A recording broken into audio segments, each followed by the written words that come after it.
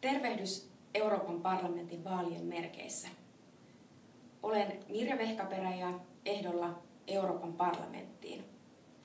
Suomessa tarvitaan sellaisia parlamentin jäseniä, jotka edistävät Euroopan rauhaa ja vakautta, mutta erityisesti puolustavat suomalaista työtä, toimeentuloa ja toimeliaisuutta niin Suomessa kuin Euroopassa. Olen toisen kauden keskustan kansanedustaja, koulutukseltani luokanopettaja ja monessa kunta- ja maakuntapolitiikassa mukana. Haluan edistää Euroopan parlamentissa pohjoisia asioita. Minulle on tärkeää, että matkailua, pohjoisia luonnonvaroja, puhdasta energiaa tuotetaan lähellä.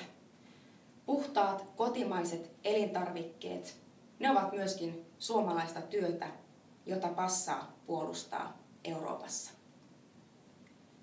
Haluan edistää kotimaista, puhdasta, uusiutuvaa energiamuotoja, kotimaista ruokaa ja työtä. Mielestäni arktiset asiat, pohjoinen ulottuvuus ja pohjoiset asiat ovat tulevaisuudessa Euroopan parlamentin pöydissä entistä tiiviimmin.